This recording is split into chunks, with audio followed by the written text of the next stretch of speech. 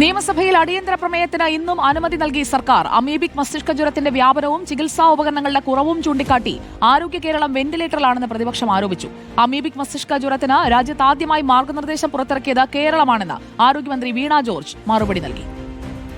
Amoebic മസ്തിഷ്ക ജ്വരത്തിലെ നടപടി ഉൾപ്പെടെ ആരോഗ്യമേഖലയിലെ വീഴ്ചകൾ ചൂണ്ടിക്കാട്ടി സർക്കാരിനെ പ്രതിരോധത്തിലാക്കാനായിരുന്നു പ്രതിപക്ഷ നീക്കം. ഇന്നും സഭ നിർത്തിവച്ച് അടിയന്തര പ്രമേയം ചർച്ച ചെയ്യാൻ സർക്കാർ സമ്മതിച്ചു. അമീബിക് മസ്തിഷ്ക ജ്വരം വ്യാപിക്കുന്നതിന്റെ കാരണമോ ഉറവിടമോ കണ്ടെത്താൻ കഴിയാത്ത ആരോഗ്യവകുപ്പ് ഇരുട്ടിൽ തപ്പുകയാണെന്ന് പ്രതിപക്ഷത്തിന്റെ ആരോപണം. ലോകത്തുള്ള എല്ലാ രോഗങ്ങളും ഇന്ന് കേരളത്തിലുണ്ട്.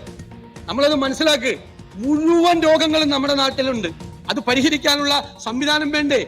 ഡോക്ടർ ഹാരിസ് ചിറക്കലിന്റെ വെളിപ്പെടുത്തൽ മുതൽ കോട്ടയം മെഡിക്കൽ കോളേജിൽ കെട്ടിടം പൊളിഞ്ഞതുൾപ്പെടെ പ്രതിപക്ഷം സഭയിൽ ഉയർത്തിക്കാട്ടി. കേരളത്തിലെ ആരോഗ്യരംഗത്തിന്റെ രേഖാചിത്രമാണ് ഈ ഡോക്ടറുടെ വെളിപ്പെടുത്തലിലൂടെ നമ്മൾ കണ്ടത്. ഇവിടുത്തെ എല്ലാ ആശുപത്രിയും ഭയങ്കര ഗംഭീരാക്കിയെന്ന് പറഞ്ഞു. മൂത്രാശയത്തിന്റെ കല്ല് പൊടിക്കാനുള്ള ഉപകരണം തിരുവനന്തപുരം മെഡിക്കൽ കോളേജിലില്ല. ആരോഗ്യവകുപ്പിലെ നേട്ടങ്ങൾ എണ്ണിപ്പറഞ്ഞായിരുന്നു മന്ത്രി വീണ ജോർജിന്റെ മറുപടി. ഒപ്പം അമീബിക് മസ്തിഷ്ക ജ്വരത്തിലെ ആരോഗ്യവകുപ്പിന്റെ ഇടപെടലും വിശദീകരിച്ചു. അമീബിക് മസ്തിഷ്ക ജ്വരവുമായി ബന്ധപ്പെട്ടിട്ടുള്ള ഈ കാര്യങ്ങളെ ഏകാരോഗ്യ ആശയത്തിന്റെ അധിഷ്ഠിതമായി ഒരു ആക്ഷൻ പ്ലാനായി തയ്യാറാക്കിയ ലോകത്തിലെ ഏക ഭൂപ്രദേശത്തിന്റെ പേരുകൂടിയാണ് സർ കേരളം. പരിശോധന, ട്രീറ്റ്മെന്റ്, മറ്റു കാര്യങ്ങൾ സംബന്ധിച്ച് കൃത്യമായ ഗൈഡ് ലൈനും പ്രോട്ടോകോളും. തുടർച്ചയായ രണ്ടാം ദിവസമാണ് നിയമസഭയിൽ അടിയന്തര പ്രമേയം ചർച്ചയ്ക്ക് വരുന്നത്. റിപ്പോർട്ടർ, തിരുവനന്തപുരം.